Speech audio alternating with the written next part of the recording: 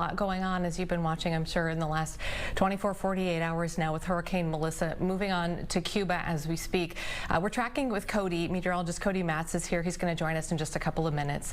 Also here today, Minneapolis Police Chief O'Hara.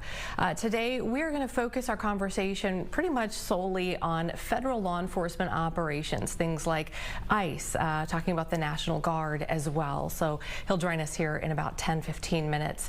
Lorna Drago is out at MSP. That's where a pop-up food pantry has come up, and it's really meant to help some federal employees out there who are working but not getting paid during the shutdowns. We're talking about some of those essential workers like the air traffic controllers and TSA.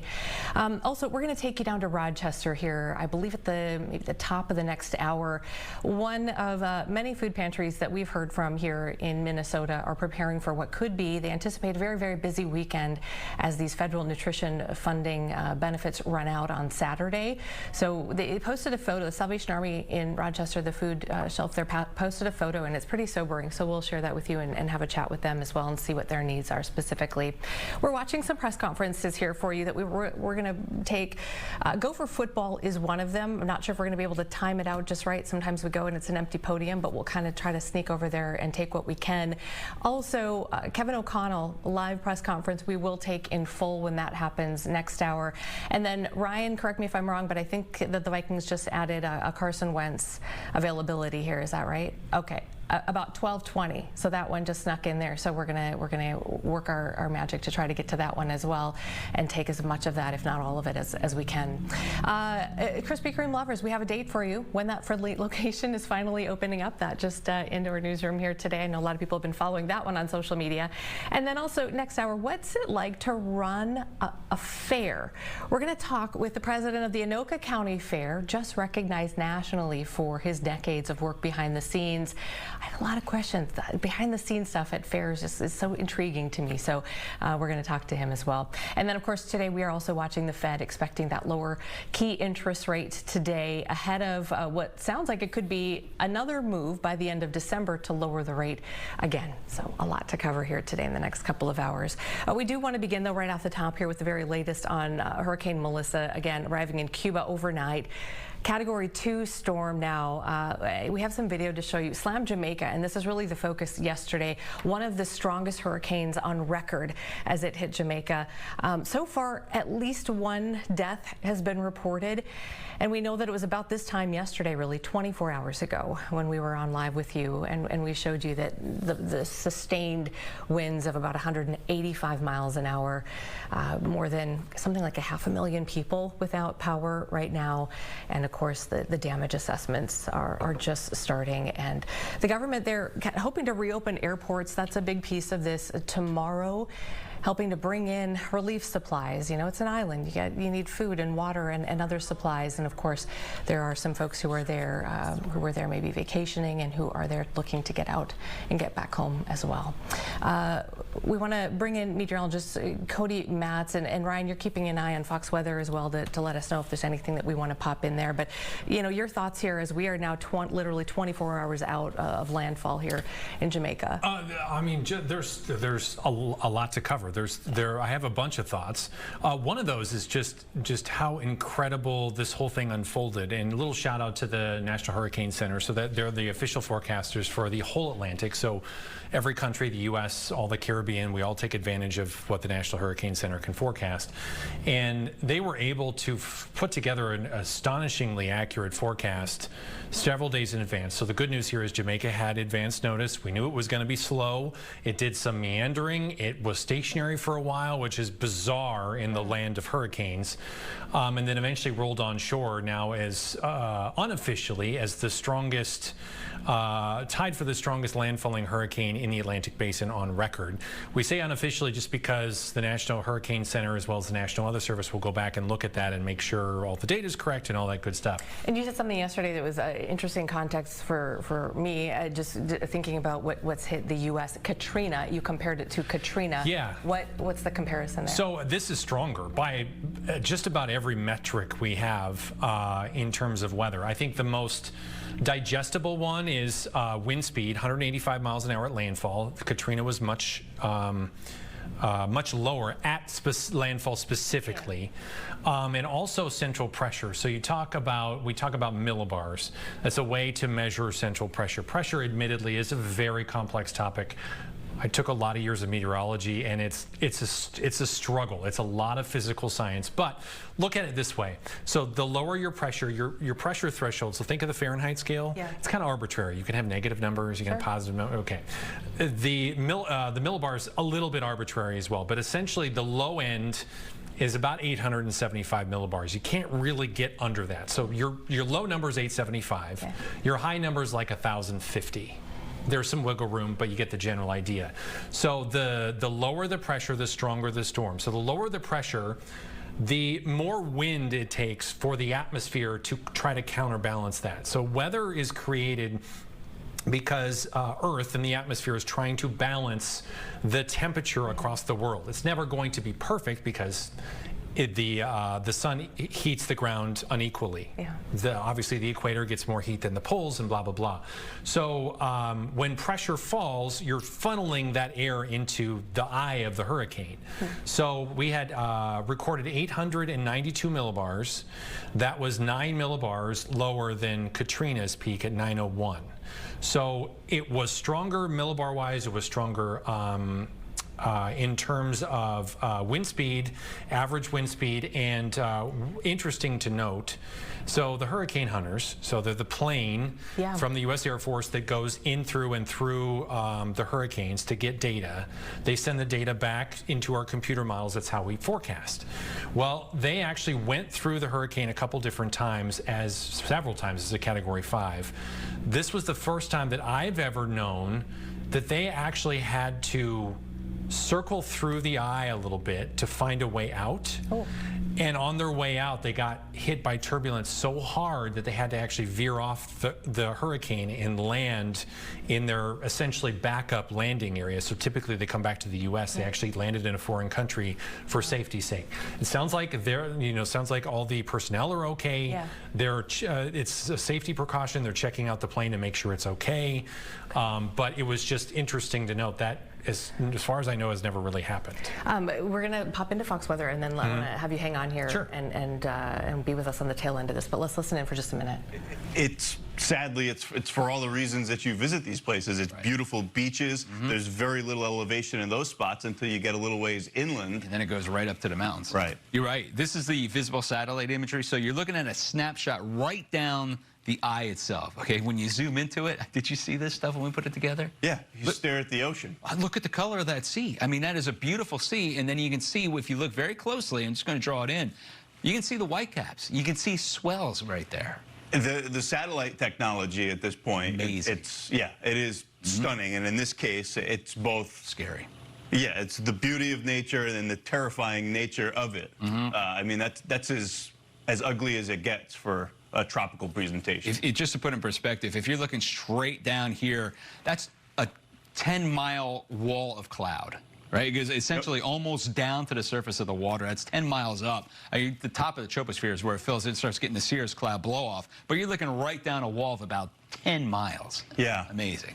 Yeah, that's Copernicus's. Yeah. It's the EU. That's not GOES. No, this is the EU. So this is the first one. Bain was just saying this is the first time we got this kind of a perspective on it from that Copernicus, which this is just one still frame. I'm sure we'll loop it together. We'll get some more frames coming in. Yeah. I wonder if that's a polar orbiter, or if that's one of their geostationary satellites. I think that is that the one that goes by sector. I think they can move it. Yeah. Okay. Yeah, I think so. Look, here, let's go show you what it looks like for the next several days, because obviously cleanup a huge concern, recovery, rescue, the whole thing going on right now. It is dry in Jamaica. That was the satellite imagery. Pockets of light rain. Okay, Cody. So what are you seeing? The satellite, the eye specifically. So that was actually pure luck. So the satellite that caught that, it's called the Sentinel-2. It's a polar orbiting, so it goes this way around the Earth, and it hits each spot basically on the Earth every 2 days. And so to actually go right over the Category 5 hurricane and the eye as it's making landfall, is incredibly lucky, but you get down in there, you get to see the eye, and keep in mind the eye is the center of the storm. It's calm in the eye, and then the strongest winds are right around that ring of cloud cover called the eye wall. And it's just like nothing that many of us will ever experience and hope not to. So really quickly, right now the water is cooling, and so winds are dying down. Yes, so it moved over Jamaica. It's down to a Category 3 as it rolled into Cuba. It's actually off the coast of Cuba now. It's north of Cuba. It's now a Category 2 hurricane. Will continue through the eastern Bahamas and then out to sea, and it's no longer a threat to land here in a few hours. Okay, and nothing for the U.S. Nothing for the U.S., which is good. It's been incredible to watch. Thank you. Appreciate that. All right, we're going to take a quick break, and when we come back, Minneapolis Police Chief Brian O'Hara is here, and we'll sit down and have a monthly chat as we do. Today, focusing on federal law enforcement efforts, National Guard, and we'll be right back after this.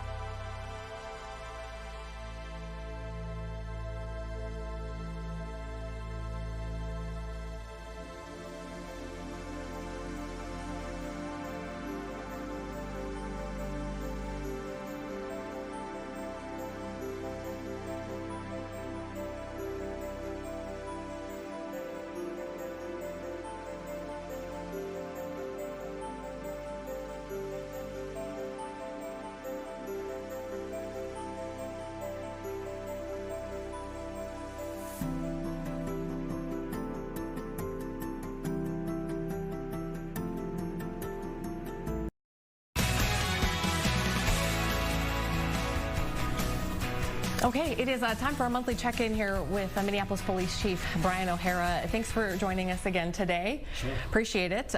We wanted to kind of change our focus today. Normally we hit kind of a potpourri of different things that have been in the headlines, but today I think we wanted to really focus in on the federal law enforcement operations that have been going on, also the National Guard operations that we've been seeing in other cities. So specifically, I wanted to ask you about, starting with the National Guard, let's talk procedure here. If the federal government was going to activate the Guard in Minneapolis, what does that procedure look like? Would you be notified by them? How would you be notified, and when? Well, just from the experience of other police chiefs that have been affected, where it has been a federal activation and not going through the state, there has not been good communication. In some cases, chiefs have found out from seeing news reports. So there definitely has not been good communication, which is concerning. And you have not received any communication about anything? Yeah, I've not received any communication from any level of government. Do you know if the mayor has? No. Okay. To my knowledge, no. If you were notified, let's say today you left here and you were notified, even though you're saying that this is not really how it's happening, but if you found out the National Guard was coming to Minneapolis, what would your plan be? Because I'm sure you've been thinking about this, right? Sure. Well, the biggest concern is that we would not have authority over how people would be used, but on the higher level, again, that there just would not be adequate communication. And that's just very concerning, because the police department in Minneapolis is the agency that's primarily responsible for public safety. And certainly I'm sure there would be legal challenges to any federal deployment, any deployment that does not go through the governor of Minnesota. I'm sure, as we've seen in other cities, would be met with some sort of legal challenge. But in the time being, anytime there's, whether it's outside law enforcement or any other National Guard or any kind of agency coming into the city, there should be communication with the police chief, regardless of whatever politics are going on.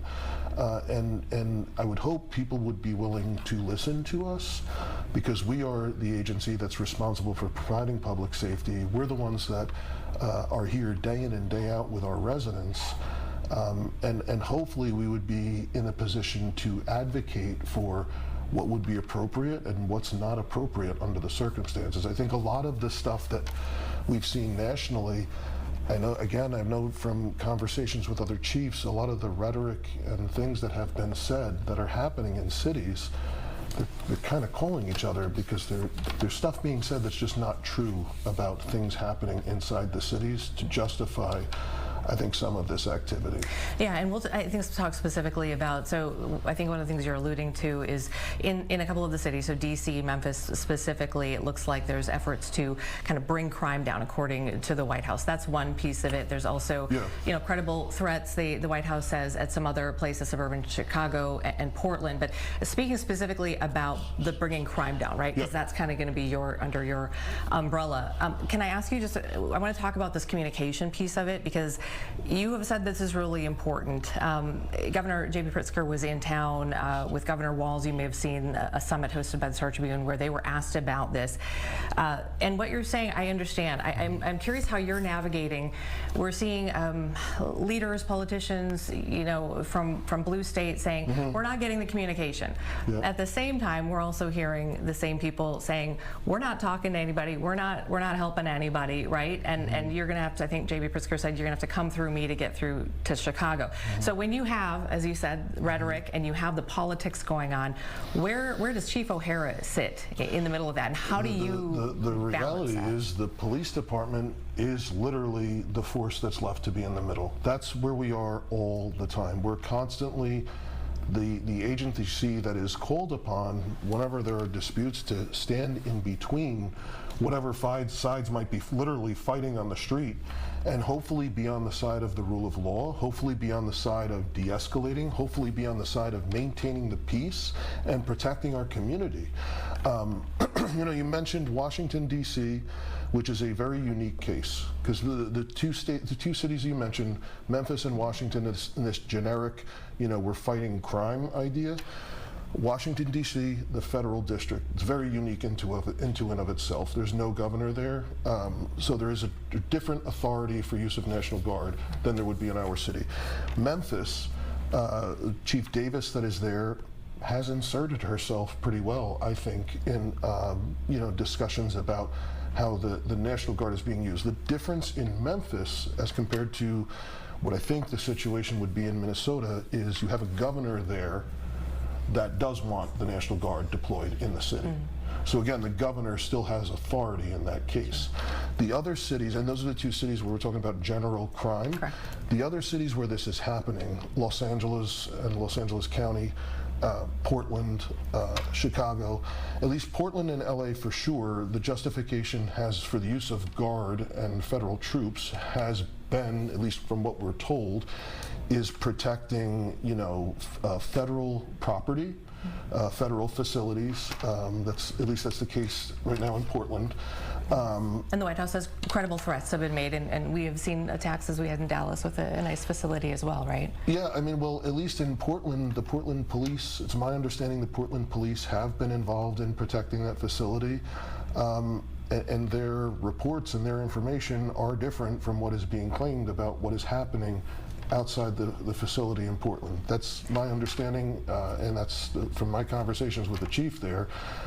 What is being claimed is not actually happening. So tell us about that. From your direct conversations with these other police chiefs, what is happening then, according to them, on the ground with the National Guard? For example, there's a facility in Portland. We don't have any federal immigration facilities in Minneapolis. Right. There's a federal, I think it's a detention center in Portland. There have been some level of protest happening there over the last several months. The Portland police, who are responsible for the safety of people on the street, have been there and have been monitoring it. And there's nothing that has happened there that has been beyond the control of local law enforcement. And that's been the argument from the chief in LA and the county sheriff in LA, that the protests and things that had happened there in the past were manageable by local law enforcement. And the idea, when you bring in the National Guard in these types of situations, the idea is that you have already exhausted civilian law enforcement capacity. And I think the argument from these officials has been that they have not exhausted civilian law enforcement, that they are able to handle what's going on. If the National Guard showed up here tomorrow, next week, would you put them to work? Would you want to put them to work? Well, if they're going to be here in some way, I would hope I would be able to have a voice in the conversation. And I think it's important to understand, too, from what we see what's happening around the country, it's not just about National Guard. I mean, there's other federal law enforcement that has been called into the cities. I was in D.C., in the last couple of months, and I remember seeing, National Guard, just young kids, not armed, but they're, in fatigues, something on the back that said National Guard, kind of standing around by the monuments and stuff. But what was really striking to me was to see the U.S. Border Patrol driving around and patrolling streets in the city. And the same thing we have seen in Los Angeles, in Chicago. And there's images on TV of them patrolling and other operations that are happening. And then kind of the outrage and the unrest that follows, depending on whatever activity that they're engaging in. So let's talk about those other operations. The ICE raids, other federal law enforcement operations. Minneapolis, of course, has sanctuary city policies in place, separation ordinance, so it prohibits people like you, city officials, police, asking about somebody's immigration status. That's a big piece of it. Is there any circumstance where you do believe, though, it is appropriate for MPD to overlap with some of these federal law enforcement operations from inception to aftermath? Where do you draw those lines? It's very clear. We draw the lines around non-criminal civil immigration enforcement. That's not our job. We don't have authority on it, and we don't provide information. We don't ask people about it. And it's been this way for a long time, and it's been this way in many cities for decades. This is nothing new. This is the way law enforcement has been handled. On the other hand, we do need help from all of federal law enforcement to go after violent offenders, gang members, people that are carjacking, people that are bringing switches and illegal guns into the city, and bringing pounds of fentanyl and meth and all these other things. We need to make sure that Minnesota and Minneapolis is getting our fair share of federal law enforcement to go after these folks. And we don't need a surge. We need a sustained, committed effort over the long term to go after the people that are causing the most harm on our streets, whether they're bringing in illegal guns, illegal drugs, or they're out here on our streets shooting and killing the people who live in our city. And that's something that is a long-term goal that we do need to make sure that we continue to work with federal law enforcement, and federal law enforcement does continue to provide us with our fair share of addressing those real harms in the community. Yeah. The separation ordinance is real. It's something that has to be recognized and abided by. Those, though, who would say, okay, but ICE is removing criminals from our streets, federal, state, local, whatever. Even if the number is 3, maybe not 3,300, as Christine Ohm said, I think it was last week. Even if it was 3 people, isn't that more important, I think they would say, than sort of protecting an immigrant population who may be fearful of this? This is what is out there, right? So I want to give you an opportunity to kind of respond. Yeah, this is what's out there because everybody's just, again, as usual, in their corners and kind of not looking at facts and reality here. Like, look, I have said, we want our fair share of federal law enforcement. Whoever's got the guns, whoever's got the drugs, whoever's shooting people, whoever's carjacking, nobody cares whether they're born here or they're not here. Those are the people we want to go after, right? I think the problem in general that we see is there's very clearly a reaction large reaction from a whole lot of people in the country that don't believe that what they see right now happening on the street in terms of immigration enforcement is legitimate law enforcement. A lot of people don't see that, what is happening, as legitimate law enforcement. And there's clearly a dichotomy between, again, not just what is being said about what's happening in certain cities, because again, chiefs are saying what they're saying on TV isn't what's actually happening on the ground here.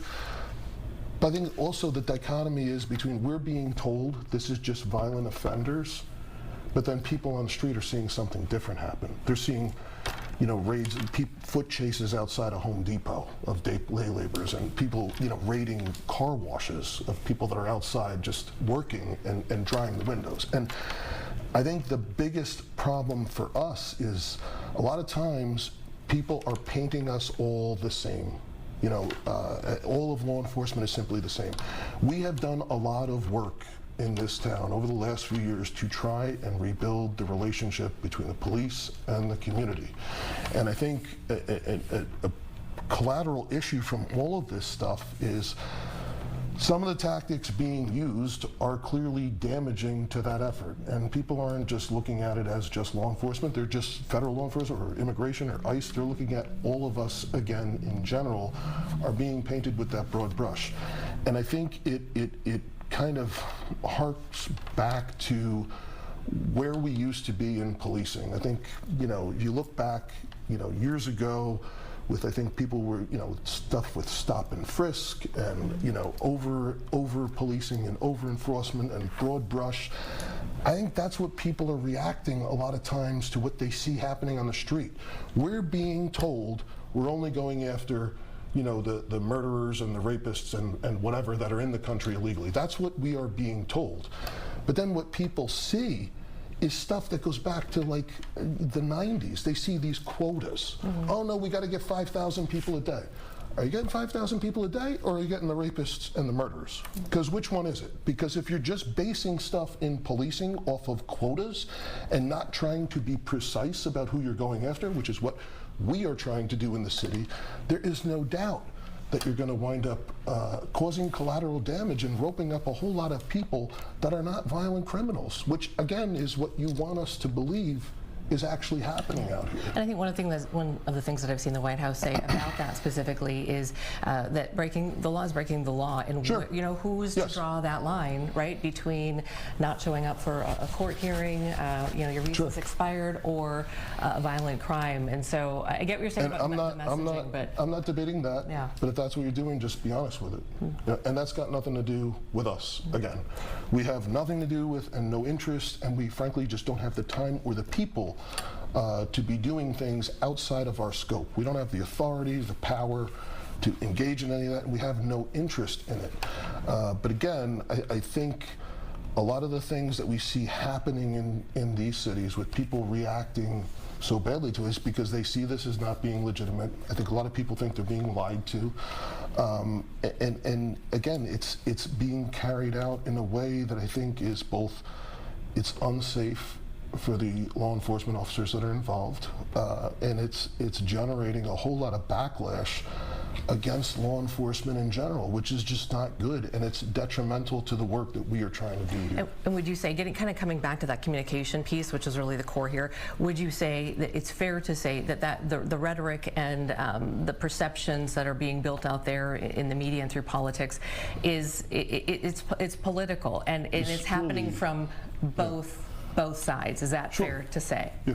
And would you call on, someone like a Governor Pritzker to say, could we just cool it here with the you'll have to come through me? Yeah, I mean, you know what I mean? Some of the language that's being used on both sides. Yeah, I mean, there's no question about that. I think that's probably true just about any issue in policing and law enforcement where it's just wrapped up in this kind of everybody's so wound up in a lot of these issues, and rightfully so in a lot of cases. But for us as the police, again, we're trying to stick to what's most important. What is our role in this situation? We are here to try and keep the peace. We're here to try and keep the community safe, to not have things kind of unravel on our streets. That's where we are, and that should be completely apolitical no matter what side people are on. All right, we're gonna have to end it there. A lot more to talk about here with this, though. So we'll catch up more next time you come in. Hopefully another month or so we'll be able to get you in here. But appreciate your time as always, Chief. Thank you. All right, Ryan, you want to take a quick break? Yeah, we're gonna take a break. We'll be right back after this. More All Day Live when we come back.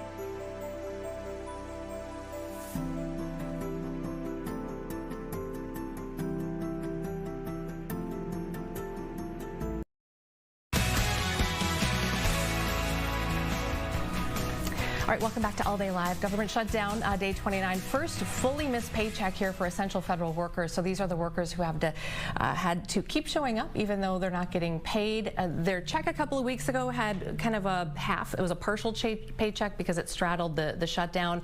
This one, though, reads zero this week. So today, Metropolitan Airport Council, some local nonprofits are coming together. They want to help out federal workers who are not being paid, specifically at the airport. We're talking about TSA, air traffic controllers, and they're setting up a food pantry for them. And that is where our Lauren Andrego is right now. So we'll check in with her. Hi, Lauren. How's it going out there? Hi, Amy. Good afternoon. Yeah, we have seen over 100 federal workers stop here at Terminal 1 to pick up one of these food boxes that they are giving out here at MSP Airport. Here's a look at what's inside some of these boxes. We have some canned foods, we have cereal, pasta, some salad dressing, pancake mix and syrup and applesauce, all sorts of essentials to help these federal workers and their families supplement those grocery bills as they go on their first full week of a $0 paycheck. I want to introduce you to Tony Sane with the Sane Foundation. You guys teamed up with Second Harvest Heartland to put on this emergency food pantry. Can you give me an idea of how many families you're hoping to help today? Well, we know we brought 350 boxes today, but the number has increased, so they're planning on 600 for next week, and we expect that number to keep going up. Tell me a little bit about what you guys are hearing from airport workers who are coming up to pick up these boxes. I'm guessing a lot of these workers have never had to rely on a food pantry before. Right. Well, we're hearing gratitude. I think, they have a selfless job, and it's reassuring to know that the people that are keeping us safe are willing to work, whether they get paid or not. And so they're just, coming back and honestly saying we didn't think that anyone was thinking about us. But they're also being honest and accepting the help because they need it. And so we're really excited to be able to, come to where they're at and give back a little bit. You're here through the afternoon or until you run out of boxes. I think the latter might happen first, but then you're going to continue coming. Tell me what the plan is moving forward as the government continues to stay shut down. Well, we're going to increase the amount of food we give away based on the need, and as more people hear about it, we suspect more people will come. So we'll be here every Wednesday, and then we plan to stay here for 2 weeks after the government reopens as well.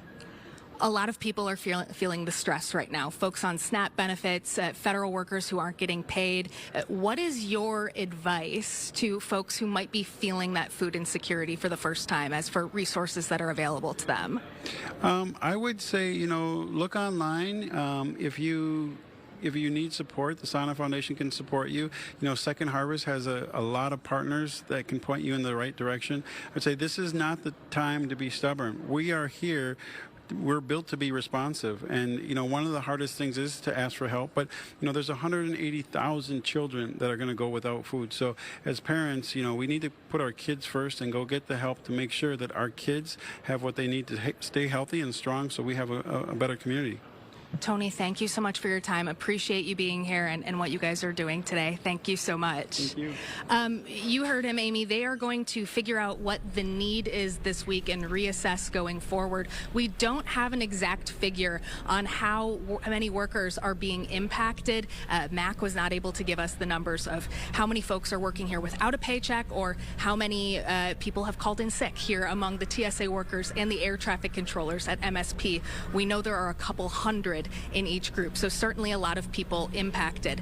As far as people flying out of MSP, this shutdown and the worker shortage does not seem to be impacting flights. We have 15 total delays today at MSP, 0 cancellations. It's not clear whether those delays had anything to do with the shutdown, and MSP wait times remain at less than 5 minutes right now. So the workers are here, they're working. We saw over 100 people in their TSA gear on their lunch breaks come and pick up these boxes. So they'll be here once a week. MSP is asking folks who are flying in and out, do not bring your donation items too. Rather, reach out to a foundation like Sana or like Second Harvest Heartland, who can certainly use the help right now. Okay, all right, good resource for them. Thank you, Lauren, appreciate it. Okay, Ryan, do we want to kind of reset here and take a look at some of the live events that you're keeping an eye on? Yeah, we got a couple things going on right now. So just moments ago, Vikings quarterback Carson Wentz addressed reporters, and nothing surprising came out of that. He expressed just ultimate support that the Vikings have given him. He's grateful for the opportunity, and he reiterated that he was not forced out, or he was not being kept on the field longer than he wanted. He talked about he is an athlete and he wants to be out there to help the team. So that's a little bit of what he talked about. We're waiting to kind of turn that sound right now, and we will bring it to you here as we wait for Vikings coach Kevin O'Connell, who is set to address the media here in about 8 minutes. Okay. So as soon as that sound becomes available to us, we'll take the Carson Wentz sound, and then we'll wait for Coach O'Connell, so we will not miss that. The Gophers are also talking Gopher football. Okay. They're coming off of let's just call it what it is, a rough loss to Iowa over the weekend, 41-3. Two teams who were kind of about the same talent level, and I think the Gophers were hoping to get that one, so that did not go well. So we're waiting for them. They're kind of rotating through some players at the podium right now. So okay. And you said KOC is like 12:45.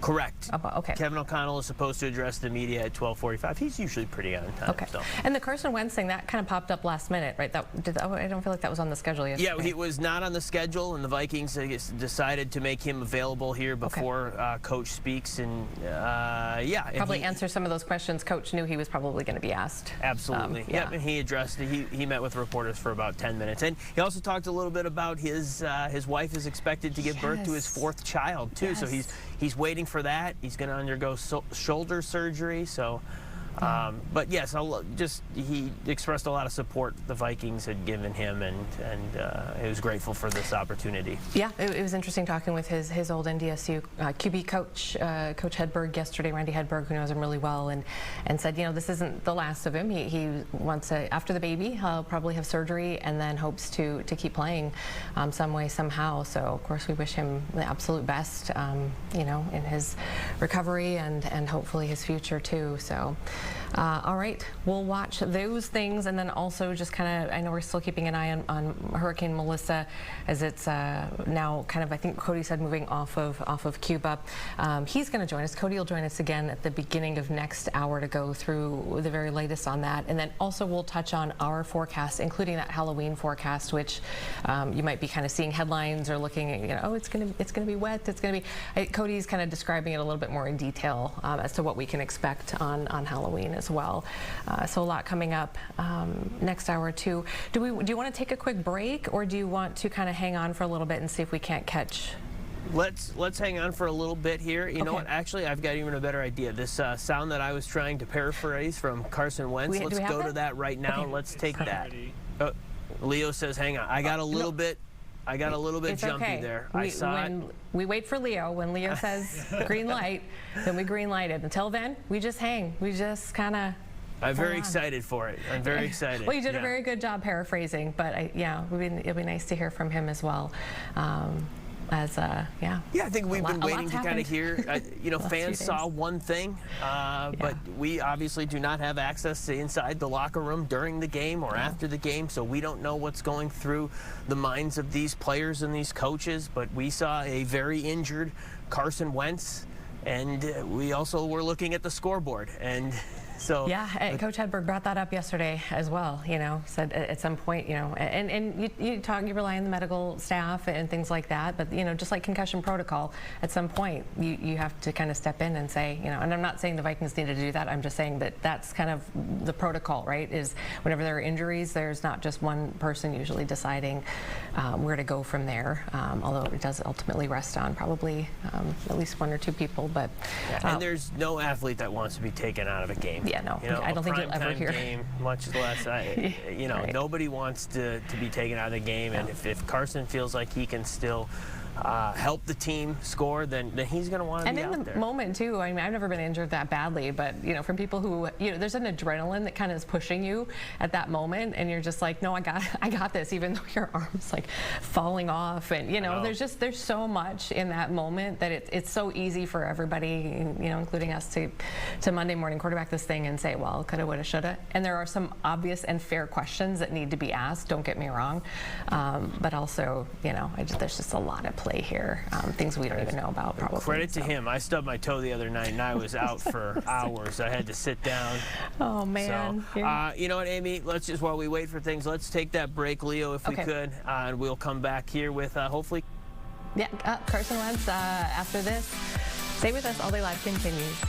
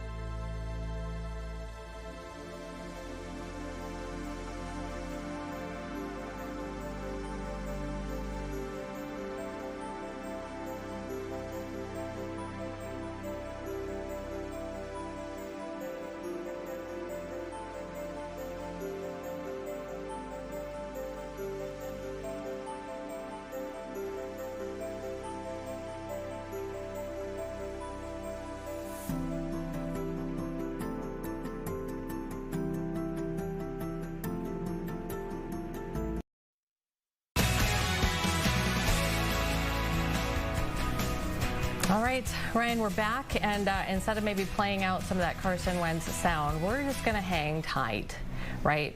Is that the plan? Because we think KOC is going to be stepping up any moment here. I think the assumption here is that he is going to address the quarterback situation right away. I would think that's priority number one for what people want to know. Who is starting on Sunday?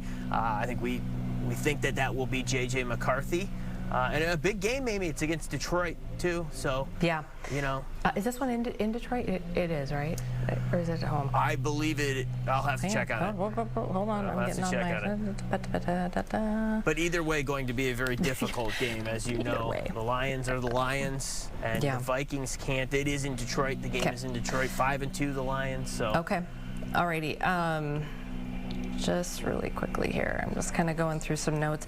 You let me know when you interrupt, because I know we want to pop that up as soon as we see KOC walking up to the... Absolutely. I got both eyes on it, Amy. Okay, all right. And we're watching it. And then, go ahead. I'll just give my plug here. Game 5 of the World Series tonight on Fox.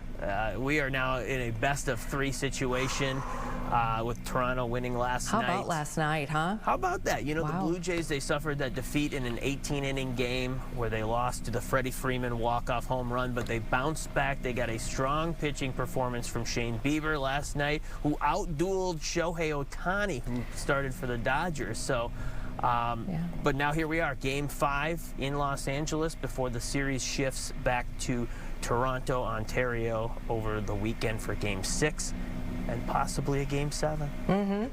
I just wanted to remind folks while we're waiting, too, it's a good opportunity to just put this out there. Our email address is allday@fox.com, and on Mondays, we do something here that we call Medicare Mondays, and we do a Q&A live with someone from the state of Minnesota who oversees Medicare products, and so she's a manager, and she's done a really good job of just helping answer very specific questions.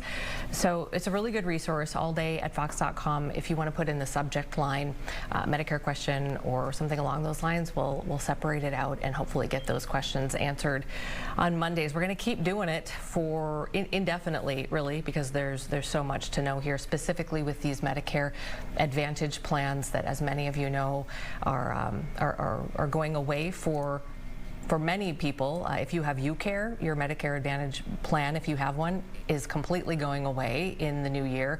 And then if you have other healthcare insurance, you know, United or Medica or Health Partners, any of those, they are in certain situations. So everyone should just be checking if you are over the age of 65, if you are a Medicare recipient in any way, shape, or form. It's just a good idea to check that. But also you can use us as a resource. We've got a lot of resources on our website as well if you want to check those out. Some past Q&As that we've done, a couple of whiteboard sessions and things like that. So it is so confusing, and really feel for people who are going through this right now. So hopefully you can find the resources that you need as you're navigating all of this as well. Also, next hour, Ryan, we are a couple of things. I know we're going to be following the Fed, so we anticipate that rate drop, which hasn't happened officially yet, right? I've not seen that come down yet, no. Okay, so we're watching that rate drop in the key interest rate from the Fed. And then Jerome Powell, the Fed Reserve Chair, as he does after, you know, this happens, he holds a press conference, and that's scheduled for about, is it 1:30? 1:30 our time, yeah. Okay, and so we'll try to dip into that if we can as well, and they typically do some Q&A with that too. So we're keeping an eye on that. And of course the markets and how they're reacting, and definitely time to bring in our friend of the show, Jason, to pop back in here to talk about this, because so much has happened in the last couple of weeks even.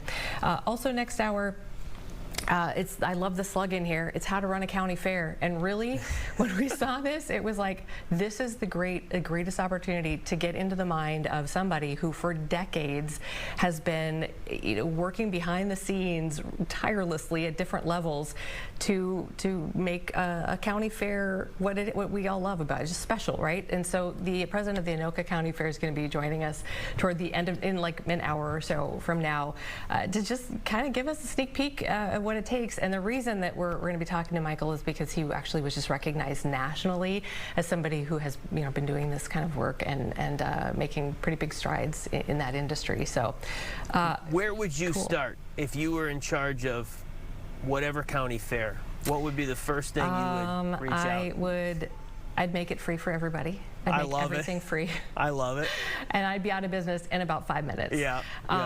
But yeah, I know it's tough. And so remember, this is a county fair, and state fairs are, I'm sure, a completely different beast as far as attendance and all of that kind of stuff. And and Amy, I'm cutting you off. Oh, here we Hold go. that Okay. thought. Here's Kevin KOC. O'Connell taking the podium right now. Good afternoon, everybody.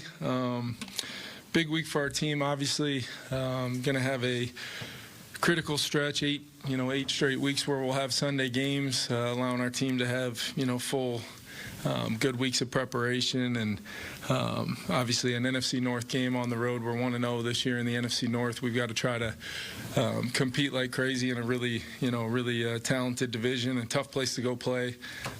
Dan Campbell, one of the best head coaches in the NFL, getting his team ready to play. So it's going to be a challenge. Coming off of a little extra time, continuing to get some guys recovered and rested, and looking forward to getting on the practice field today. As you guys saw, we did put Carson Wentz on injured reserve and signed John Wolford to the practice squad.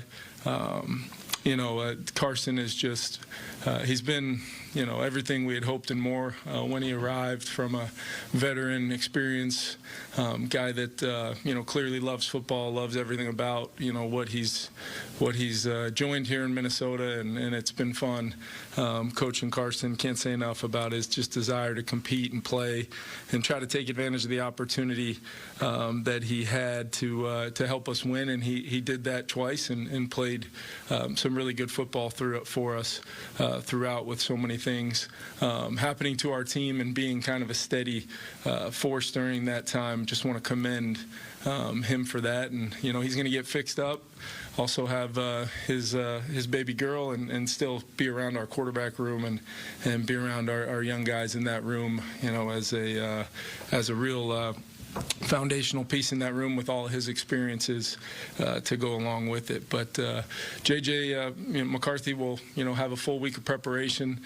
He's in a really good place from a health standpoint, and has been really he's made multiple comments to me about just the throughout the rehab, but being able to watch Carson play the position, play it as a new player in our offense, and see ways he was able to distribute the football, get the ball out of his hands, completions, and the positive effect that had on the offense in every capacity. So excited about getting on the field. Got some other guys working their way back as well, and feel good about where our team's going to be at to go attack this week of practice.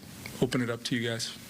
And when you talk to Carson about it, can you offer some insight into just the decisions that were made that are happening in the second half Thursday about whether to leave him in or whether to pull him out of it? Yeah, I think it goes back to the starting point of when he first kind of sustained the injury against Cleveland, able to come back in the game and finish that game, and then we were able to kind of determine with further testing that he had a torn labrum in his non-throwing kind of left shoulder, and our medical team, which, between our training staff and doctors here locally, which I believe is the best in the National Football League, but then also consulting, the top people in their fields, orthopedic surgeon wise, and it was determined that if Carson wanted to give it a go, he could, and it would be more of a kind of a pain tolerance thing, but he was able to get his strength and feel like he was capable of going in and playing. He had some really good practices,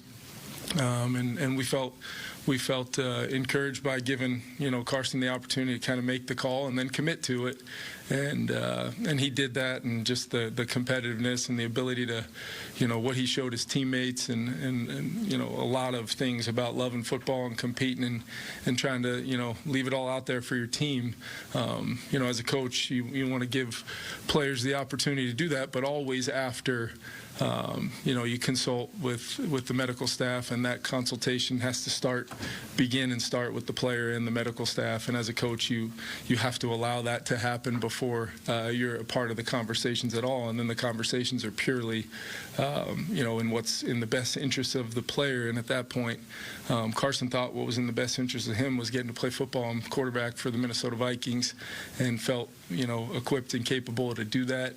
in regards to the second half, it was one of those things where after, every drive, you can visually see that he took some hits and was in pain, and making sure, before we put him back on the field that really the dynamic had not changed. It was just circumstances of, him kind of managing it. And then when the time came to take him out of the game, it was a football decision, and wanted to make sure that, we did right by him there late in the game when it was kind of out of reach. But the way we operate, where we believe we're out of reach might be a little different than how folks watching the game might believe it to be. And we've had some games where, thank goodness, we had that mindset because we found a way to win some of those. And that's just the belief that the guys have. And when you got a guy like that that's committed to play through something, as long as the medical staff doesn't give me any new information to that, that's kind of how that took place. When it comes to letting him play in the second half and whatnot, him telling you he's good to go, was there ever a thought in your mind where it's like, maybe I should protect this guy and pull him out because he's taking a beating here?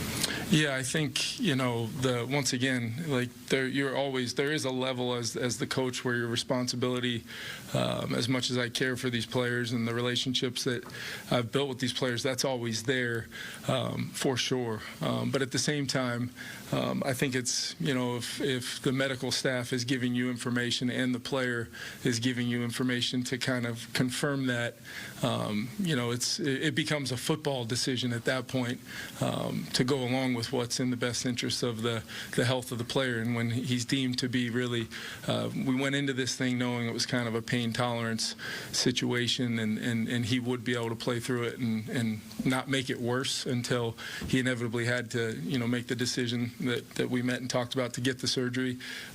You have an obligation also to the player to let them, compete and see it through to a certain point where then you have to be smart as a head coach and do what's best for the player. So independent of where the game's at, or whether you're close or still in it or not, like what's in your mind, and maybe it's different for every coach, but in your mind, like what's the level that, independent of all those things, if a guy is in pain, you take him out just for that reason? Yeah, I think there's an absolute level there, and I think you have to make that decision, and ultimately that's not a decision you make solely, Kevin, on your own.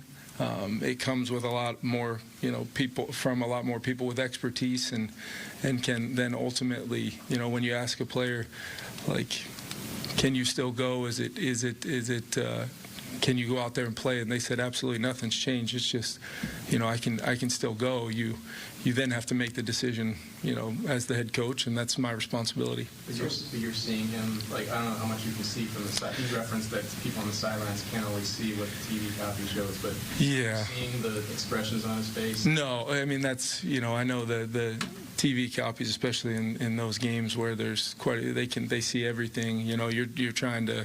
You're trying to see it as much as you can, and then really it comes down to the dialogue with the player, and after the medical staff's had a chance to check in with him as well. So as visible as it is to everybody, I understand that, but no, you don't always get the, sometimes you do, sometimes you don't. Sometimes, there might be conversation with the official going on. There might be conversation with the special teams unit, regarding the punt, possible fakes, things like that things come up where you just can't be in pure observation mode, especially the way that my role here is as the head coach and the play caller, and having direct dialogue with Flo and Matt Daniels as well. So I'd love to be able to say that I see it all. That's where you fall back on the great staff that we do have, and you try to make the best decision with all the information that you do have, with the most important information being, especially with a veteran player who's been through quite a few things in his career and has a total understanding of exactly where his body's at and the commitment he made to play. You lean into that conversation as much as you do what the doctors are telling you. When you're balancing the football decision piece of this with the player, doing the best interest of the player, how do you make that determination of when it's reached a point from a football perspective that, hey, there's no more to be gained from this and it's time to make the move? Yeah, I think that's where probably the line might be different for some folks compared to either the guy competing on the field or, the team. That line might be different, but there's absolutely a time for that, Ben, and I know that, and I think you guys know that I know that.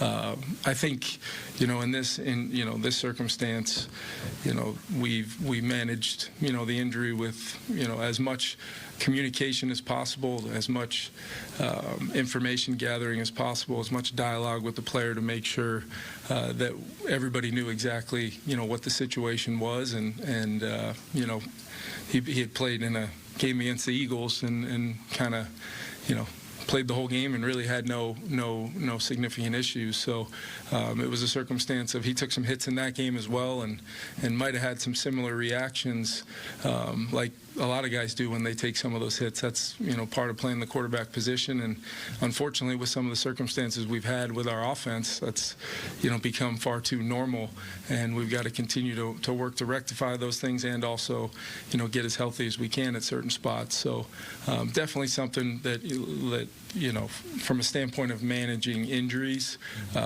I feel very good about our protocols, our people in place, and I think over the time that I've been the head coach here, I think that's stood up pretty well. Kevin, with JJ, just to be clear, is there anything left that you need to see from him physically in practice, or as of now he's no?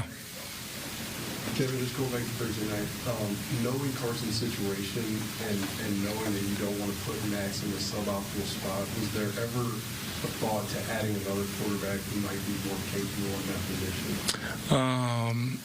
There's always, we're always going to try to make sure that we can realistically do whatever we can. But I think the unique factor of, our plane left to go to Los Angeles on Wednesday, about 1 o'clock, 2 o'clock, whatever it is. So you're really talking about trying to gauge the information on where JJ was at. We worked him out Tuesday morning. You start to see the timeline of once again, that's much more than just adding somebody here locally that can just drive, hop in the car and get here in a few minutes. It's bringing people in, physicals, and then that's not even talking about some of the the installation and the teaching that needs to take place to have that person here and ready to contribute where they can protect themselves just by being able to do their jobs. And I think it's a valid question, Alec. I just under those circumstances, I think we we tried to handle it the best way we could. On JJ, what did you take away or learn from him about the first two games and the subsequent time now? And do you have to adjust your play call or mindset at all to more fit him as opposed to what might be the optimal play with a veteran quarterback? Yeah, I think it's a great point. Starting out, first part of your question, I think what we learned in the Chicago game was, he was able to overcome, and our team was able to overcome a slower start than what we hoped for the season. But then, going back and watching that game and, I watched it with JJ recently, just looking at some of the principles of how he played and when, the moments in the second half where we were able to, I think we generated 170 yards in the final 17 minutes of the game. He had a ton to do with that just by simply being efficient with his feet and being accurate because of that, and, reading progressions and putting the ball in play and throwing completions, and then we were able to run the ball as well, and it kind of married all together.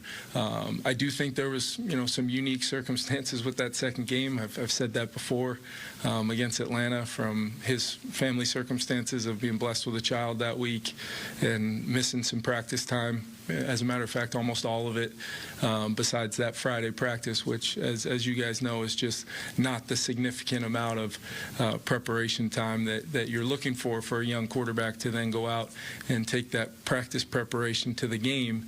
And then on top of that, the injury happened, which could have had a little bit more impact on his lower body mechanics than had he not sustained that injury. As far as a consistency and doing it the same way every time, he's had some time time to obviously get back on the practice field and spend a lot of time with Josh and myself and our guys. You know, during practice, after practice, he's worked at it, and now we get to kind of continue, hopefully, the progression that we kind of started the season on of going out there. Is it going to be perfect? No, and it doesn't have to be. It just needs to be clear and obvious that, to me, that he's got a good grasp on doing his job, technique, fundamentals, progressions, and I believe in his talent and his ability that will show up. And then in regards to your second question, or second part of the question, I think you're always trying to match what the player, can go out there and exceed with. What do they do well? Not only the quarterback, but our whole group, and ultimately figure out the best way to try to then attack what you're getting from a defensive standpoint to try to put your players in a good situation. And that may be different from Carson to JJ based upon, their ability to execute some things. Do you regret, to go back now, because that Falcons game has come up a lot. Yeah. Missed practice. Is there a part of you that regrets playing him that week against the Falcons? It's one of those things where we know now that, a lot of the things we're talking about, it's, we know now or after the fact or things like that. I did feel like when we got him back here on that Friday, I did feel like he had a lot of juice and he had a pretty good day that day. But that, transitioning to every phase of a game plan for a game plan against a good defense, and Atlanta's turned out to be a pretty darn good one defensively. I don't regret in any way doing that because he was also coming off of, I believe he was the NFC Offensive Player of the Week, and he was healthy, and it's hard to take that guy off the field at that point where we had just 6 days earlier, seen him kind of carry the momentum of the end of that game into the locker room, where, it was a pretty significant moment for a young player in his first start. Yeah, but JJ having athleticism be part of his game, how difficult is that to balance, knowing when to use that, but also knowing when he needs to get the ball out quickly to avoid some of the sacks? Yeah, I think it's, it's part of what young player, we can talk about it as much as possible, and then you're in that moment, whether it's the third down, first down, second down, in the red zone, a chance to score. Only, the player, he just needs reps. He just needs time of, the repetition that you can't get. With a VR headset on, you can't get answers to those questions necessarily wearing a red jersey on the practice field. I think he understands it, and he knows how valuable he is to our team, and the reps for him and continual reps for him and the value of that. So we've talked about it, and I think it is part of his game, though. I think it's an underrated part of his game, but that mindset of protecting myself within the sequence of the down where, we can not only be in position for the next down, but we maintain the ability for him to keep playing quarterback is critical. Let's do. Yes. Kevin, you mentioned watching the Bears game with them recently. What was the impetus for that, and then what did you take from that? It wasn't just the Bears game. It was also the Atlanta game, and kind of going back because I think visually there's some things there that are kind of I think visual sometimes is the best form of teaching when a guy can see themselves doing it, and then see the difference between the two, and then you figure out the why. And I think there's a lot of circumstances, as we kind of just talked about, with maybe the root causes of the inconsistency from one game to the next. But then you most importantly talk about how we're going to fix it and how we're going to do some things to make sure that we can get you in a rhythm and get you playing with great, base, body, balance, position. I know I've used that term 1,000 times with you, but it's real, and it's a real thing to consistently play the position. And there's ways to rep it and drill it, and then you got to bring those things to each play, regardless of how the previous play went, how the next play is going to go. You got to those things that you can control from a do-your-job standpoint yourself at an NFL level. Is what JJ's continuously working to make sure that he does. And when he does that, there's been some really good visual evidence of him playing quarterback. Last one. What's Josh Oliver's outlook coming off the other night? Yeah, I'm glad you asked. He's got a kind of a foot sprain where he'll likely not have a chance to participate this week, and ultimately we'll be able to probably reevaluate him next week. But the good news is, where X-rays and everything came back to a point where we avoided kind of that longer term injury with Josh, and I know he's really excited about that. But as with his injury and all the other injuries this year, that'll be something that he'll be working on his rehab as hard as possible to get back when he's able to give it a go, and he feels like he can make that return. He'll be huge to be back in there. Thanks, everyone. Thank you. All right. Head coach Kevin O'Connell, and before that, Carson Wentz spoke. We'll talk more about all of this with Armand Hicks, who, as you heard, was in that room asking some questions there. We'll check in with him in just a little while. We're going to take a quick break right now, and then meteorologist Cody Matz is here. We'll talk a little bit about the very latest with Melissa, and then touch on our forecast as well as we head into Halloween on Friday. So stay with us here on All Day Live.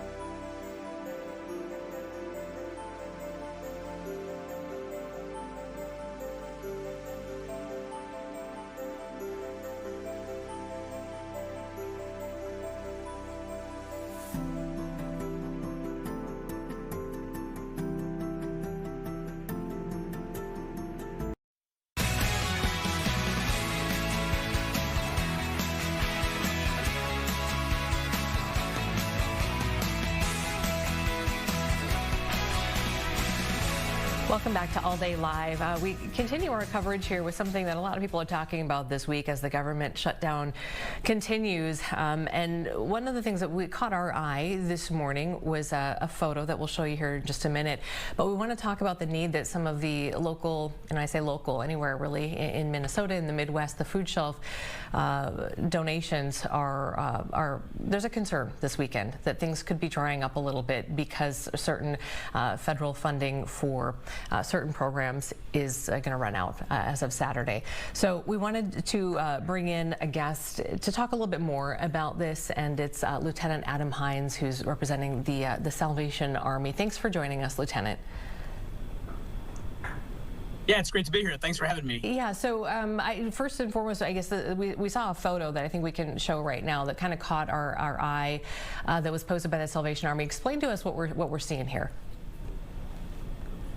Yeah, so this photo came from my friends down at the Rochester Salvation Army location, and this is the result of just an increase in demand, a significant rise in the need for food. And we're seeing empty shelves at many of our locations. And I know that my friends, Captains Mike and Kelly Hanton down there, can speak to that in great depth at their location.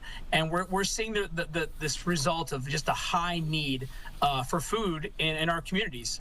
So yeah, I think they posted something like, or we saw something like they were down to a couple bags of cereal. Other than that, they were out of food. We don't normally, think of this and see this as an issue. I think here we think we're very philanthropic here. People help each other. These food shelves probably never really run out. We're seeing this here right now. Explain to me, I guess, what also is concerning for you all and others who are running food pantries and food shelves as we head into this weekend.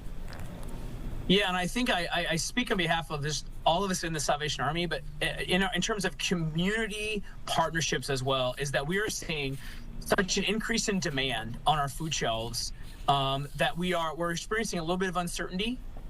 And we want to be able to provide certainty and stability for our clients that come to our locations.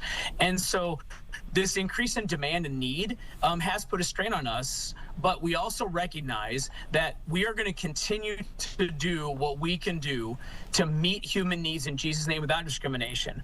We're going to continue to offer what we can. And we know that the current forecast looks very uncertain for many, many Minnesotans, North Dakotans that we serve in the Salvation Army in their division. And so we want to be able to continue to provide adequate and sustainable resources for them. This particular, we're talking about Rochester right here, and clearly, the Salvation Army and the other food pantries are all over the state. Are there particularly more dire needs for some of the more, Rochester's not rural, but some of the greater Minnesota and even more rural communities as it pertains to the food shelves? Yeah, I think access to those kinds of food resources across the greater Minnesota is different than it is in the Twin Cities. But I know that each of our locations, we have different communities we serve in terms of numbers. So I think the need across Minnesota is fairly standard. I don't know that there's going to be a significant gap in the need from greater Minnesota to the Twin Cities. I do know that we do see in greater Minnesota different connections in the community than we see in the Twin Cities. Sure. Yeah. Maybe, less organized or less formal sometimes in the smaller, more rural areas. I wanted to ask you about, so this weekend the SNAP benefits are going to run out for a lot of folks who rely on the supplemental, nutrition benefits. And so as we look toward Saturday, what is it that you want the community to know, or those who are in a position to help to know, so we can connect resources with people who may really need it?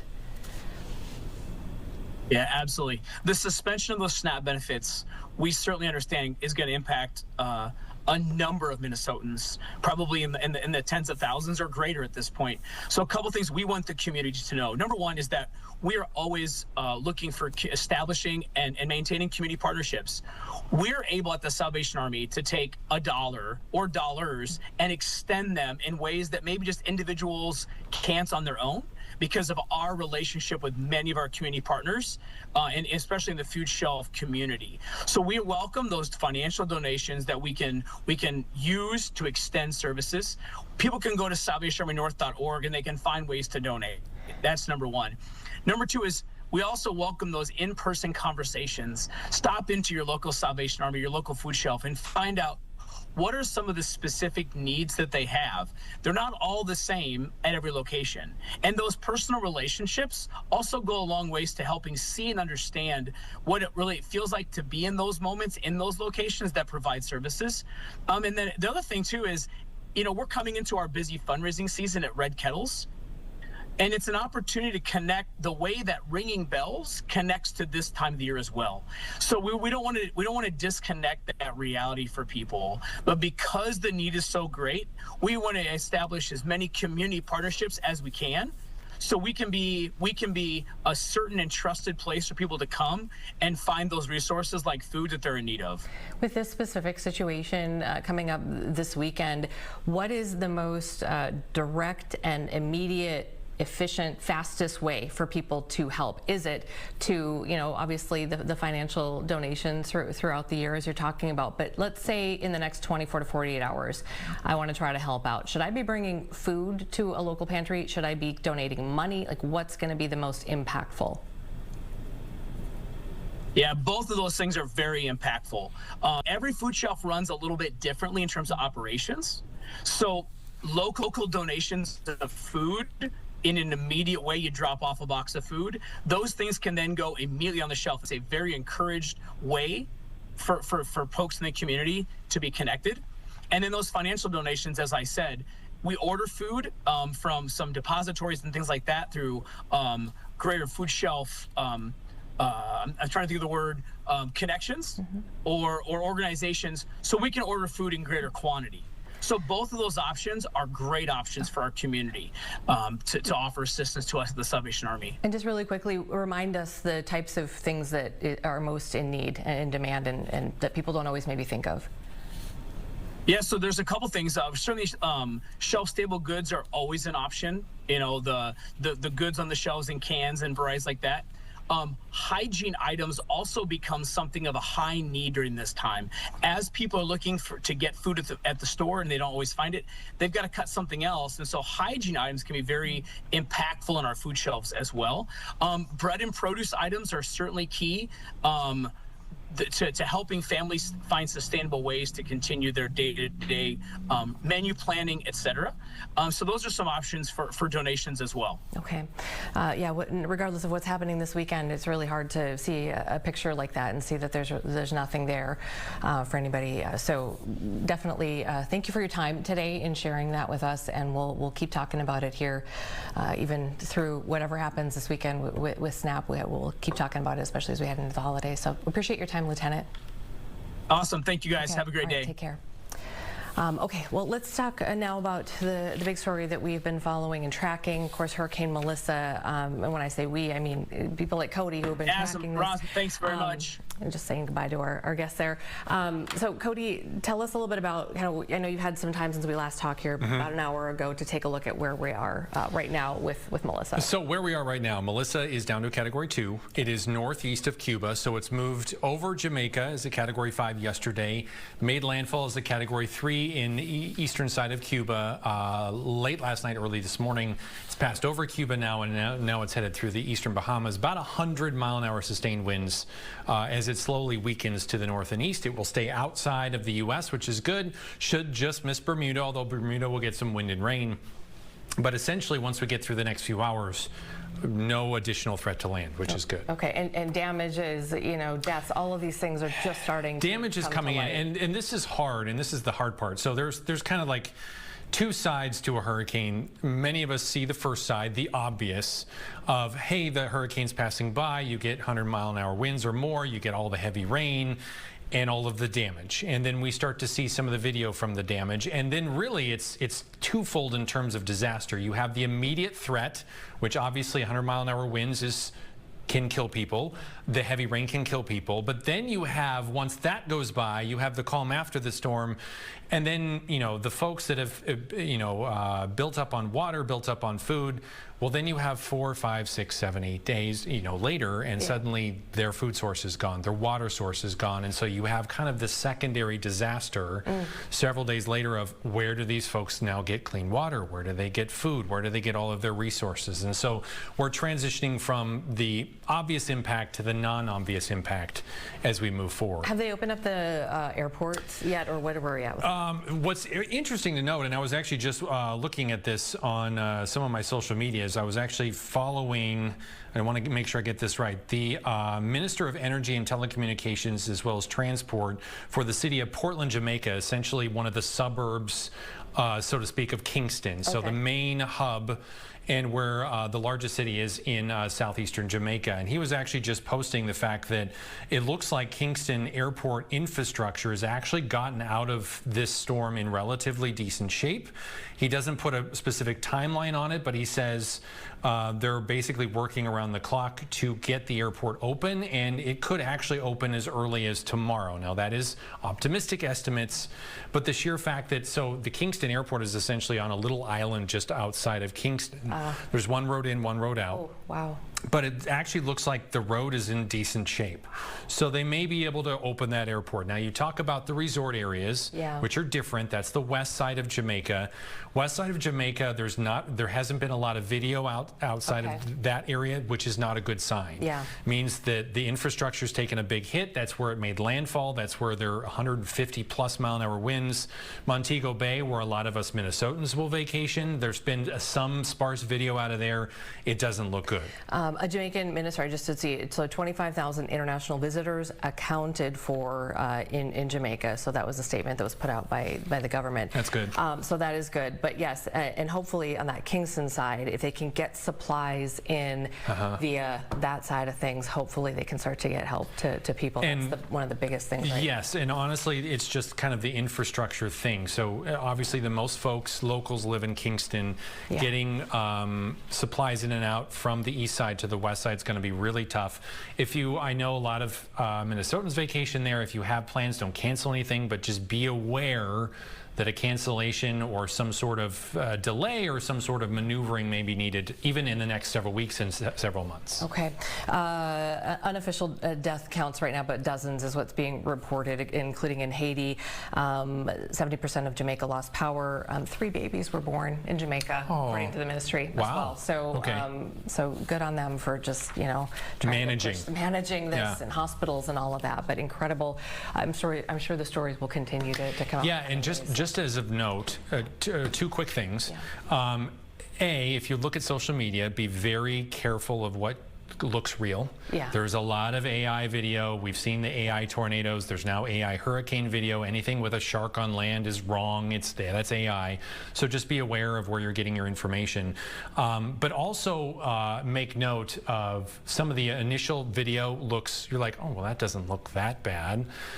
Remember that the video, the weakest part of the storm, you still have some infrastructure. You still have essentially Wi-Fi.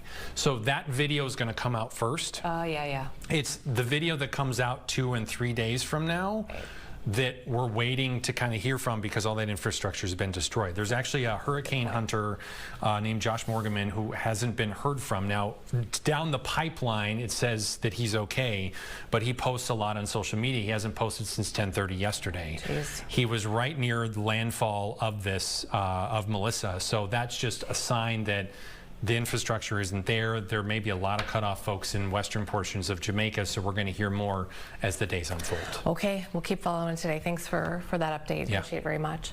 Let's take a quick break and come right back here on All Day Live. Thanks for being with us. We'll talk to Ahmad about kind of some of the things KOC talked about. Also Carson Wentz, we heard from him today. All Day Live continues after this.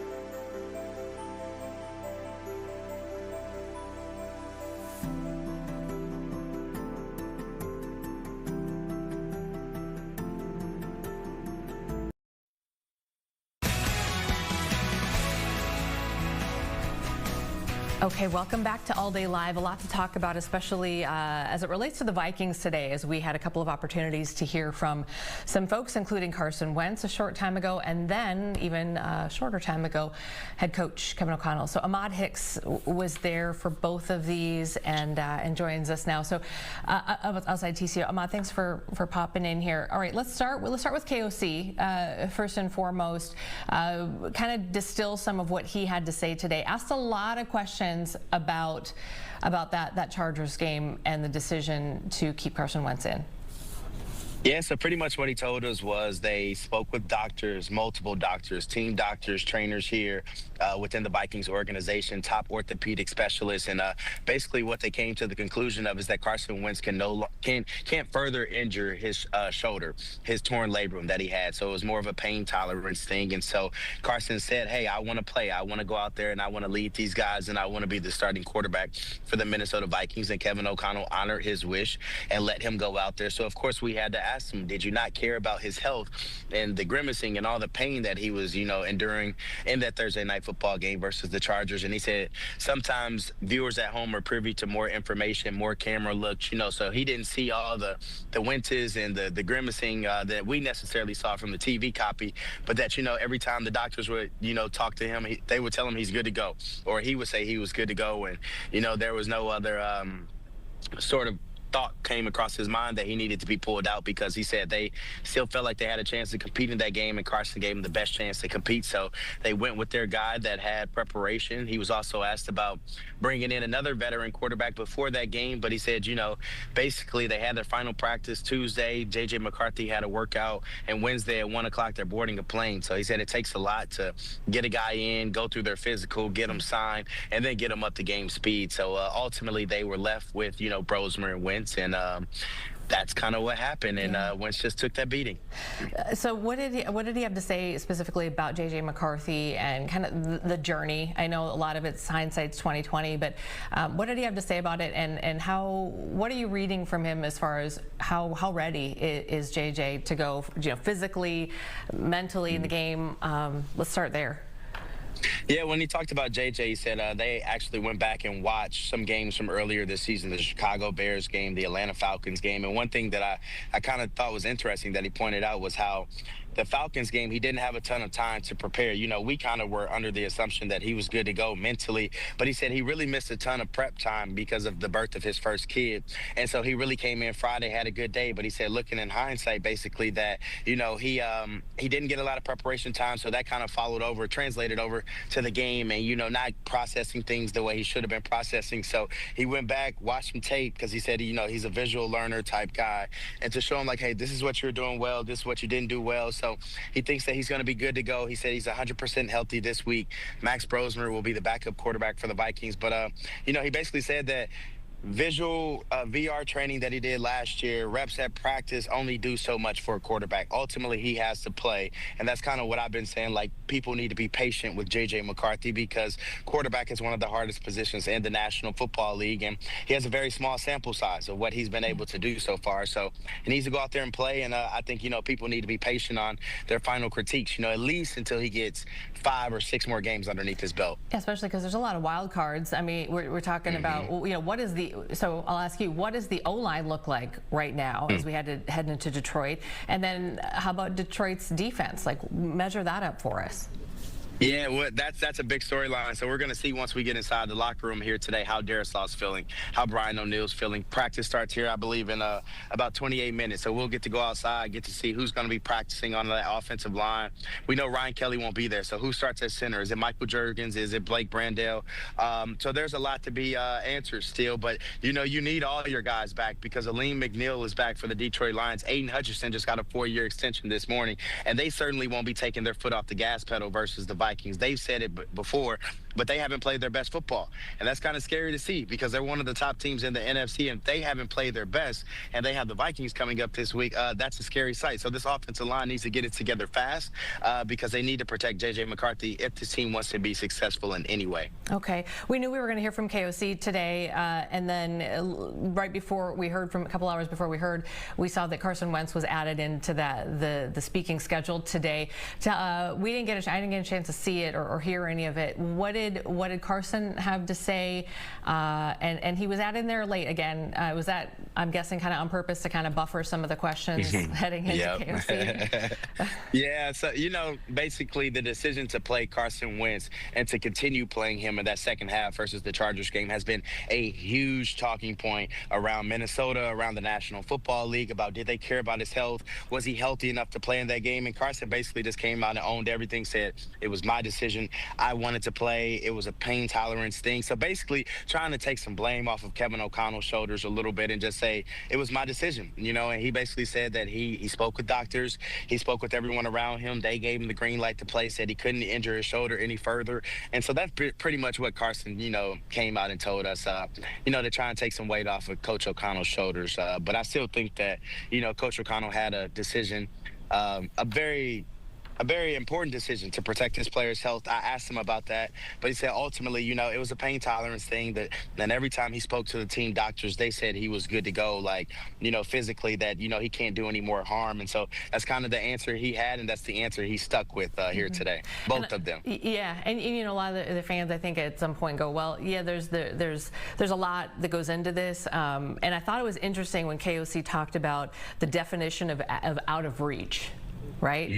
What that means to them.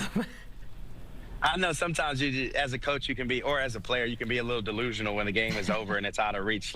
We all knew that game was pretty much out of reach at the beginning of the middle of the third quarter. So I think everybody in the press box who was in Los Angeles, people on social media, they all wanted to see what Max Prosmer could do because we knew that game was over. They didn't have anything clicking offensively, but Kevin O'Connell said, we've came from behind in games like that before. We always believe we have a chance, which I guess is the right mindset to have if you're the head ball coach. But when your quarterback's taking a beating like that, I mean, you kind of know it's over. You kind of got to protect them. So, but it's a good mindset to have, that they always think they can win any game, even if they're down 27 points. Yeah. It's a weird position for, I think, a lot of fans to be in, to kind of be side-eyeing KOC. And, I don't remember another time, Ahmad, when people were really questioning, it's all been, in KOC we trust kind of a deal, right?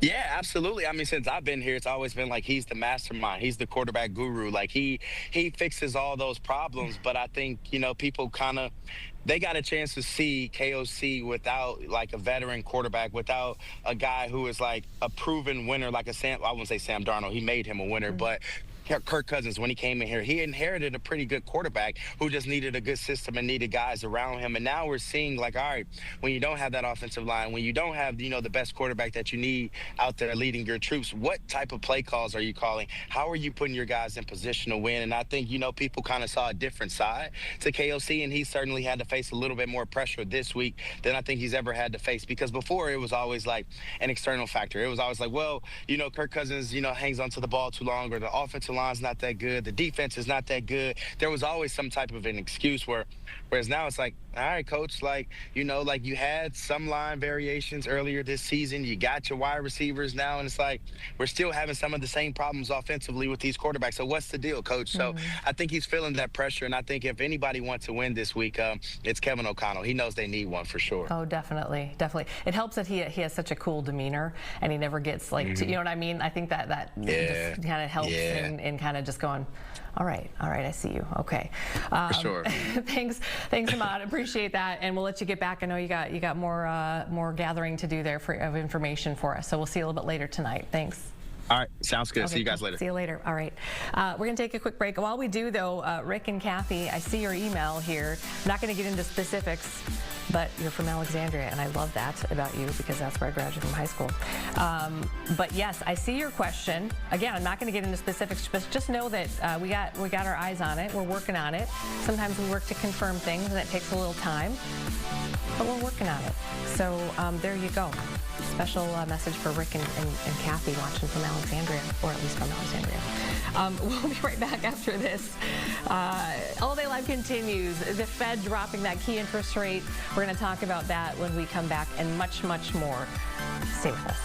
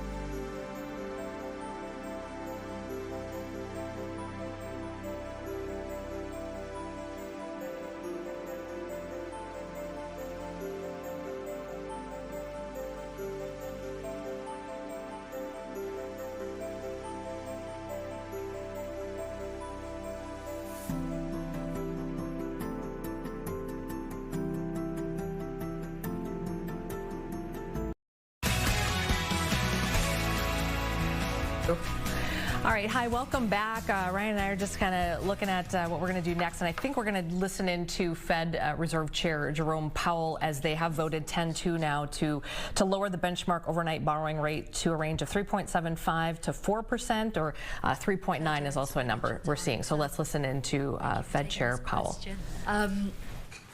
You know, we've just heard from you that the discussion in December and the conclusion of the discussion is not a foregone conclusion. I'd like to just dig into that a little bit more about what sort of arguments were brought up. Was there any consideration, for instance, of the investment we're seeing in AI and some of the generation of household wealth through rises in stock prices related to the AI boom? Thank you. You know, I wouldn't say that's a factor in everyone's assessment of the economy. I wouldn't say it's the driving factor. I don't think for anybody. You know, I guess I would say it this way. Once again, I would just point out that we have the situation where the risks are to the upside for inflation and to the downside for employment. We have one tool. It can't do both of those. You can't address both of those at once. You've got a very different situation. So you have some people have different forecasts, right? So they'll forecast faster or slower progress on one or the other, and they also have different levels of risk aversion. And you know, some will be more averse to inflation overruns, and some will be more averse to underruns of employment. And so you put that together, and as you can see from the SEP and from the public discussion that goes on between the meetings when more participants go out and talk, they're very disparate views, and they were reflected in strongly differing views in today's meeting, as I pointed out in my remarks. And that's what leads me to say that, you know, that we haven't made a decision about December. You know, I always say that. It's a fact that we don't make decisions in advance. But I'm saying something in addition here, is that it's not to be seen as a foregone conclusion. In fact, far from it. Can I just ask a quick follow-up on QT? How much of the fund impressions we've seen in money markets are related to the U.S. Treasury issuing more short-term debt?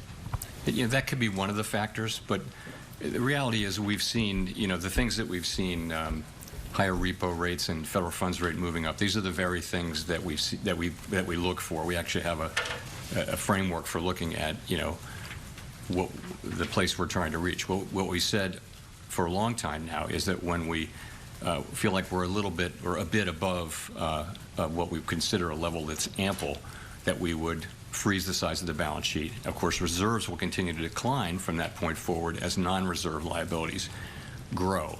So this happened, some things have been happening for some time now, showing a gradual tightening in money market conditions. Really in the last, call it 3 weeks or so, you've seen more significant tightening, and I think a clear assessment that we're at that place.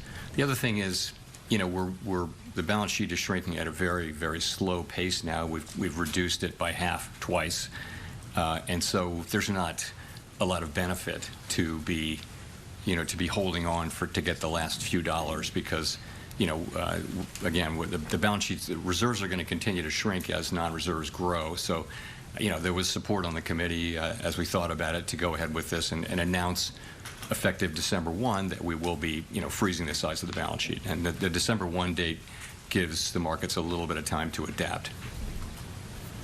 Colby. Thank you. Colby Smith with the New York Times.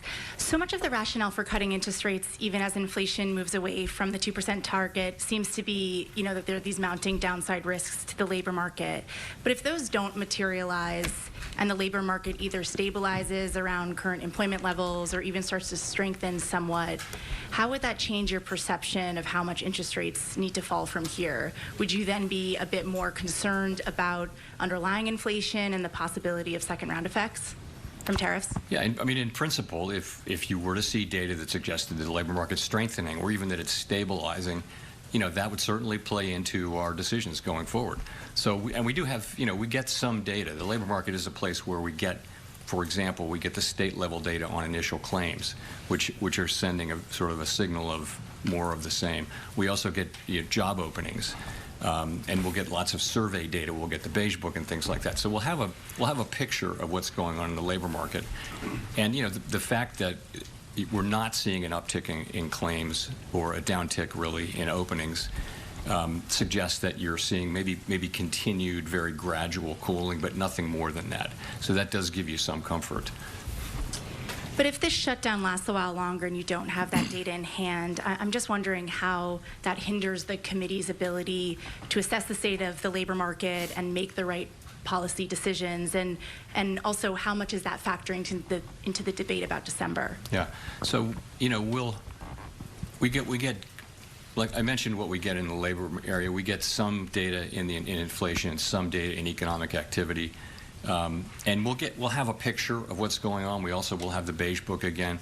I would say we're not going to be able to have the detailed feel of things. But I think if there were a significant or a material change in the economy one way or another, I think we'd pick that up through this. Okay, listening to Fed Chair Jerome Powell talking about the interest rate cut today to the benchmark interest rate by a quarter point now to a new range of 3.75 and 4, and we'll have much more on that coming up here throughout the day. And we are going to take a quick break right now. On the other side of it, we're going to Anoka County, where we're going to be talking with somebody who has had a really big role, important role in how that Anoka County Fair looks year after year after year for decades, really. And so we'll find out how that all comes together, right? A lot of interesting questions that we're going to be asking the president of the Anoka County Fair when we come back.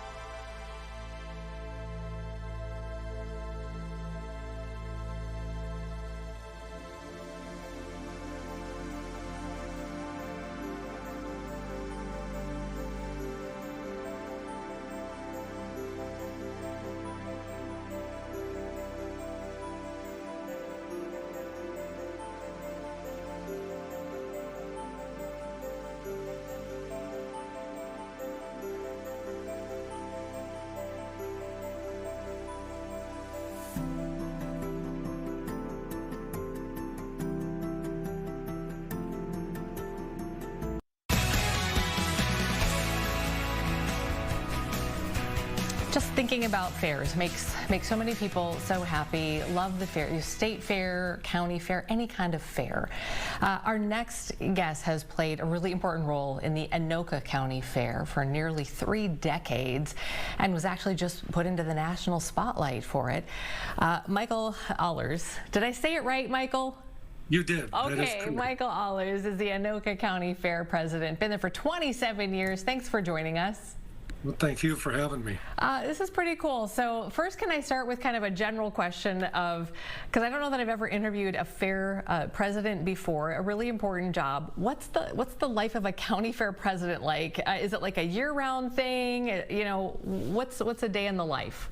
It is. It is a year-round commitment. A county fair doesn't just get put on a week before the fair. It takes a year of planning. It takes a year of paperwork and finding acts and finding vendors and everything else. So it is a pretty time-consuming volunteer position. Volunteer position as well. My goodness. How big is the crew that kind of helps put this together every year in Anoka County? Well, we have every county has an agricultural society, and from there they elect a board of directors. And so I have a board of 15 members plus a fair manager. So we have our ag society who helps out, plus we have so many, I mean, I would say hundreds, but it's close to 100 volunteers that help put on the fair. And other organizations, Knights of Columbus, Lions Clubs, other people like that who help contribute to putting on a county fair.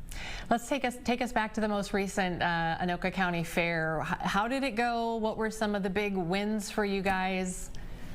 Weather, like any fair, weather is the number one thing that we struggle with. Yeah. And this year we had a few hot days and a rain out. So, and I don't blame people when it's raining or it's 100 degrees out. People don't like to go out. They want to stay in their air conditioning. So that's our biggest struggle, but that's really anybody's struggle in the fair industry. Even the state fair, you can see their numbers go down on rainy days and hot days. And remind us, Michael, when the Anoka County Fair runs. We are always the last full week of July. Yeah. So if the whole week from Tuesday to Sunday falls in the last week of July, those are our fair dates. How, I mean, you've been doing this for 27 years and I'm guessing different capacities. How has like a great fair experience, how has that evolved or changed over the years? You know, our primary mission's the same, and it's all about community involvement and making sure that the community has a place to gather. So I don't know that it's really changed as far as putting on the event or what our mission is for that. It is, the way it has changed is technology. It has played a huge factor into it. And just trying to find events now, or I should say entertainment that fits today's generational than as compared to before. So that's kind of, I mean, our mission's still the same. Yeah. It's just a matter now of trying to fit 2026 into it. So how can you give us some examples of some of the entertainment or the acts that you've had, recently, and how that's kind of worked and how you try to strike that balance? Well, that's a tough question because again, a lot of it depends on even the acts. It's who are the more popular. Even if it's music, who are the more popular music acts? What genre is up and coming? There's so many factors that go into the decision process of this. How about the behind the scenes kind of stuff? There's so much that people just enjoy. They show up and they can just enjoy, but obviously so much goes into it beforehand. Is there anything that you can think of that people might be surprised to learn about some of the things that go on behind the scenes? Yeah, absolutely. Most people don't understand that we're volunteer based. There's 87 counties in the state of Minnesota, and none of them are fully funded by taxpayer dollars. The Anoka County Fair has zero tax dollars in it. So people a lot of times associate our name, Anoka County Fair, as their tax dollars are what put it on. We're actually a 501c3 nonprofit organization. So everything that we generate is just for the purpose of putting on a county fair, whether it's winter storage, whether it's taking revenue from somebody renting a building for a wedding, anything. All of that money is solely used just for the upkeep of the grounds and to put on a county fair. Wow. All right, let's talk about memories. Your favorite fair memories. What can you tell us? I have favorite fair memories every year. Just watching the families come together and the kids having fun, and so every year is new. I don't have one specific that. I mean, if I had to pick specific, it would be when my grandchildren are there. So that's a good one. But other than that, it's just seeing the happy faces of people coming together and getting to experience some of the heritage that we have here in Minnesota.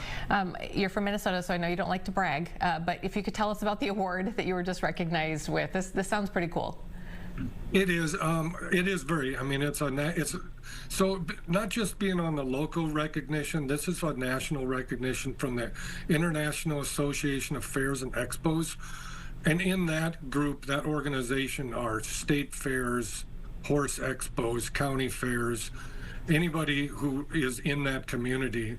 And so to be up on stage with some recipients of that national recognition is pretty special.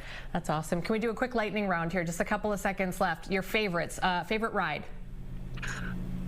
I really don't do rides, but I would have to say, I don't.